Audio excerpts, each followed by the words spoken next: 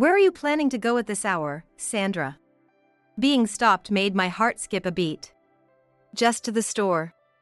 I clutched the red paper in my hand. I was actually planning to take it to the police, but being confronted unexpectedly threw me off, and I couldn't cover it up well. Gathering my resolve, I told my son-in-law the contents of the message I received from my daughter. Is this true? The message from my daughter said her husband was trying to kill her to collect a large insurance payout. Oh, that. Henry, my son-in-law, said nonchalantly, then his expression changed suddenly, and he began to speak. I married your daughter because I heard she got a big settlement from her previous husband when they divorced. But she hasn't given me a penny. So, I changed my strategy. Henry continued talking with a sinister smile, as if he found something amusing. His expression was creepy and terrifying. Didn't you also get a big insurance payout from your late husband? Henry was even targeting the insurance money I received from my late husband. I thought, just like you got the insurance money, I could get it too. Henry had planned to make my daughter's death look like an accident to collect both her inheritance and life insurance. What a horrifying thing to think! At that moment, Henry's hand reached out and grabbed my arm. He tried to snatch the letter from my hand with great force. I resisted desperately. This was important evidence left by my daughter to expose this man's crimes. I was shoved by Henry and fell on my backside. Just when I thought it was all over, the front door opened. This was the beginning of Henry's downfall. My name is Sandra Smith, and I'm a 62-year-old office worker. Though I say office worker, I actually retired once 2 years ago and was rehired as a contract employee. My husband passed away in an accident last year, and my 31-year-old daughter is already married, so now I live alone in the house my husband left behind. I'd be lying if I said I wasn't lonely, but I'm still able to work full-time, and I have a cute grandchild, so I was living a relatively fulfilling life. When my husband passed away, I received a large insurance payout. He had taken out the insurance for the family without us knowing. I saved the important insurance money he left behind for my grandchild Linda's future and my own old age.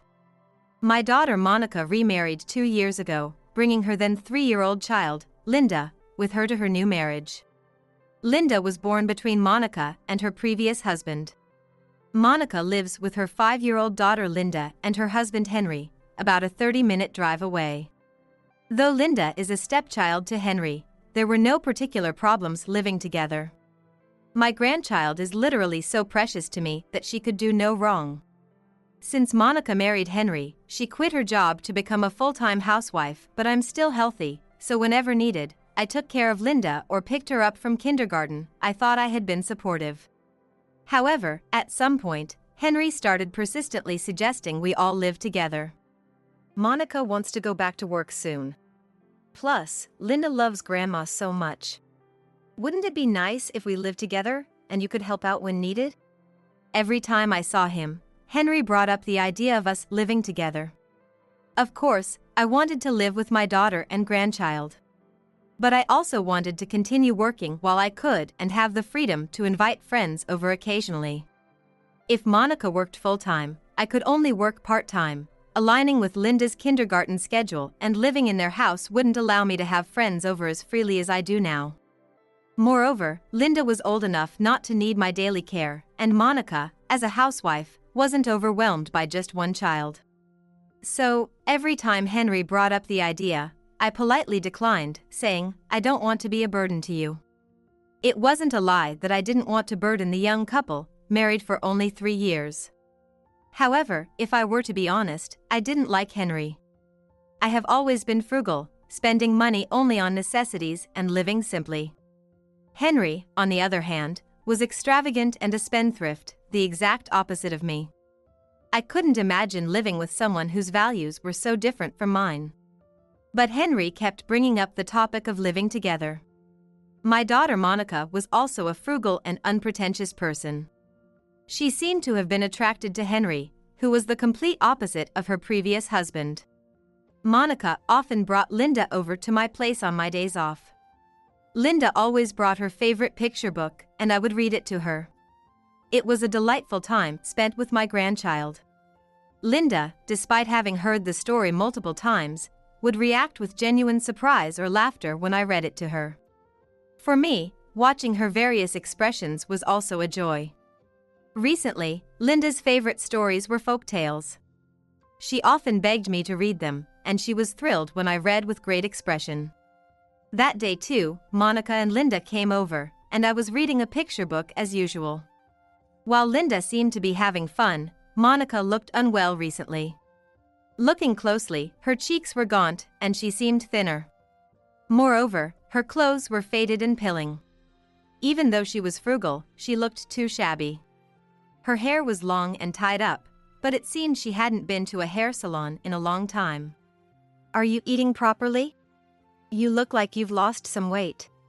When I asked, my daughter just smiled vaguely and said, "I'm fine." "That clothes, even if you're being frugal, shouldn't you throw it away soon? It's time to get a new one." I chose my words carefully. Monica received a settlement when she divorced her previous husband, so even as a housewife, she should have some money to spend freely. Wearing such worn-out clothes might affect Linda. Like feeling embarrassed when picked up from kindergarten. I offered to buy new clothes if she didn't have money, but she refused. "They're not torn yet, so I can wear them a little longer." Feeling something was off with Monica's resigned tone, I remembered the last time I saw Henry. He was dressed in a brand new designer suit. If Monica chooses to wear old clothes, so be it, but I felt uneasy seeing Henry indulging in luxuries while his wife dressed so poorly. Henry was wearing a brand new designer suit. Monica could at least buy some casual clothes. Henry needs it for work. He has to look neat and tidy. I'm a housewife, I don't need new clothes. I asked her more about life with Henry, but Monica evaded my questions, perhaps trying not to worry me. One day at work, I got a rare call from Henry. When I answered, I heard Henry's frantic voice saying, Monica had a car accident while picking up Linda. I hurriedly got permission to leave work and rushed to the hospital. Monica was unconscious and in critical condition. "Monica! What happened?" When I entered the room, Henry was there with a pale face, and Linda was crying, not understanding what was happening. I picked up Linda, soothing her while asking Henry about the situation. Monica was hit by a car in a hit-and-run while picking up Linda from kindergarten. The doctor said she was in critical condition but had survived. "Monica, how could this happen? Who would do such a terrible thing as a hit-and-run?" Seeing my daughter with her eyes closed and wearing an oxygen mask, tears wouldn't stop flowing. Linda, seeing this, used her little towel to wipe my tears. "Thank you, Linda." Linda, who had stopped crying, replied with a newly learned "You're welcome." If Monica couldn't witness her daughter's growth, it would be heartbreaking for her as a mother. I prayed silently, staring at Monica's closed eyes. "So, did they catch the culprit?" "The police said they haven't caught the person yet. But there were witnesses who said the driver was a young woman, not an elderly driver, which is common these days." Henry's voice trailed off, and then he collapsed at my feet. "Henry? Are you okay?" I gently put Linda down and knelt beside Henry. A nurse quickly called a doctor, who treated Henry and let him rest in a bed. The stress from his wife's accident has taken a toll. He should be fine after some rest. The doctor's words surprised me. I was astonished that Henry had such affection for Monica that he collapsed from stress after seeing her condition. For me, this was unexpected. It also made me reconsider my impression of Henry. Seeing Monica in shabby clothes and her frail state, I had partly blamed Henry. But seeing his reaction as Monica's partner made me reflect on my prejudices and negative feelings toward him. I decided that if Monica recovered, I would consider living together with them, as Henry had suggested. When Henry woke up, I took Linda and went to their house with him. Henry apologized, saying, "I'm sorry for all the trouble today," and I responded, "You went through a lot too, Henry. Leave the rest to me and get some rest," and let him rest in the bedroom while I took care of Linda. Still in her kindergarten uniform, I helped her change and gave her something to eat. After eating, Linda calmed down and took out a red paper. Something was drawn from the bag Monica always carried to kindergarten. "Are you giving this to Grandma?" "Yeah. It's from Mom. She told me to give it to you secretly, without telling Dad." Linda also took out a white and brown paper from the bag to show me. "Did Mom give you all of these?" Linda nodded enthusiastically. Recently, Linda's favorite colors have been white and brown, and she frequently asks to wear those colors. I wondered if Monica gave these colors paper because Linda likes them. But as I looked at them, something didn't quite add up. "Linda, you like this color, but you don't like red, right? So why did Mom give the one that you don't like?" When I said I didn't want the red, Mom told me to give it to Grandma. It was strange that Monica had made a character Linda disliked and asked her to give it to me. Monica would never do something Linda hated, let alone ask her to give it to me. As I held the red paper and looked at it, I noticed some writing on the paper. There seemed to be something written on the back of the paper. Hastily, I unfolded it to find a letter from Monica addressed to me. The letter was filled with small, detailed writing, and its content was unbelievable. After reading the letter, I decided to confirm the truth of what was written by going to the bedroom where Henry was sleeping. Entering the room quietly, I saw that Henry was sound asleep and carefully rolled up the sleeve of his pajamas. And I noticed a cut on his arm. This was the evidence. My suspicions about Henry were confirmed. The letter stated that Monica had been attacked by a knife-wielding assailant a month ago when she went out alone. She had fought back desperately, and in the struggle, the attacker had cut his arm. When the attacker came at her again, he heard people talking and fled, leaving Monica unharmed. She should have gone to the police immediately, but it was almost time to pick up Linda from kindergarten, so she decided to report it after getting home. When she returned home with Linda, Henry was already there, even though it was still evening. He said he was nearby for work and decided to stop by.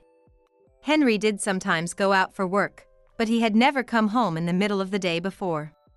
However, Monica was still shaken from the attack and worried about being attacked again on the way home from the kindergarten, so she was relieved to find her husband at home rather than suspicious of his behavior. Of course, she immediately told Henry about the attack, but Henry told her not to make a big deal out of it since nothing happened and discouraged her from reporting it. Monica couldn't understand why, but Henry strongly insisted, saying, "What if the attacker targets you again if we make a fuss?" So, she reluctantly agreed not to report it. No mother should ever have to worry about her daughter being attacked. Henry's warning made Monica uneasy, but she went along with it.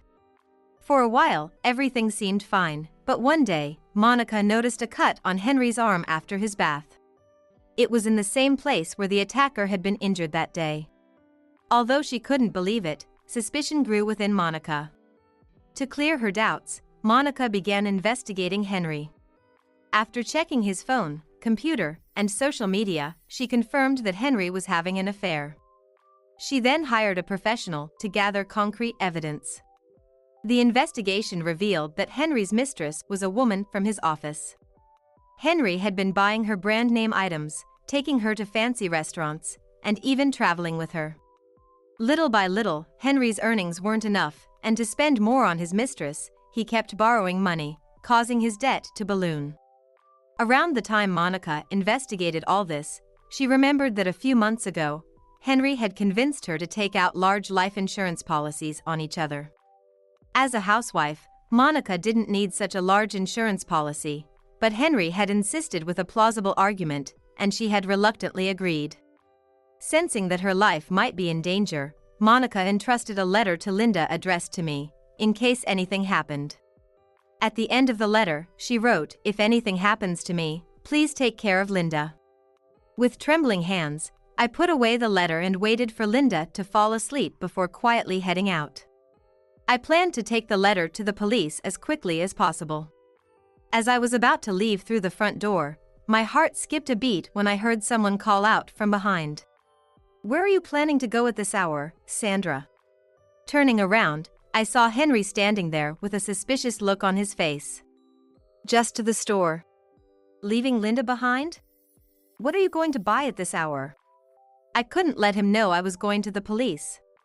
But I was so shaken that I couldn't think of a good excuse. Well, what was I going to buy?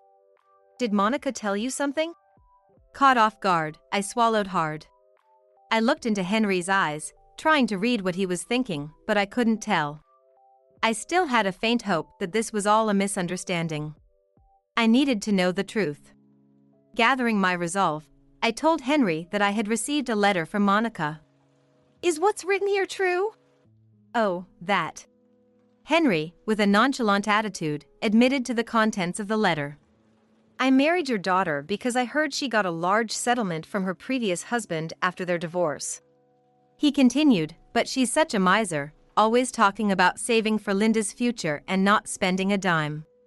She's useless except for the money. By chance, I found the bank she had hidden. But there was less money than I expected. It wasn't enough. Monica had set up a separate account in Linda's name for the settlement money from her ex-husband. And I was keeping the bank card for that account. Henry probably only found Monica's account and didn't know about Linda's account. By the way, I also heard you got a large insurance payout from your late husband. I thought if we lived together, I could borrow from you to pay off my debts. But since you kept refusing to live with us, I had to come up with another plan. He was even after the insurance money I received from my late husband. I thought I could get insurance money just like you did. Henry had planned to make Monica's death look like an accident and collect both her inheritance and life insurance. What a horrifying thing to think! I kept my back to the front door, reaching for the knob to unlock it. Just as the door opened a crack, Henry grabbed my arm. He tried to snatch the letter from me with great force, and I resisted desperately. Ouch!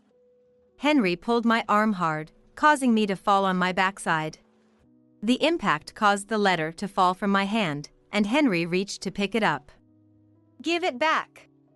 Just when I thought all was lost, the door burst open, and the police stormed in. Are you okay? Are you hurt? One officer rushed to my side, helping me to my feet. In my stunned state, I watched as two other officers quickly apprehended Henry. Maria Wilson confessed to the hit and run. She told us everything about your plan. A dashcam from another car at the scene had captured Henry's mistress, Maria Wilson, running down Monica. Henry was arrested on suspicion of attempted murder. Flanked by two officers, Henry hurled insults as they led him to the police car.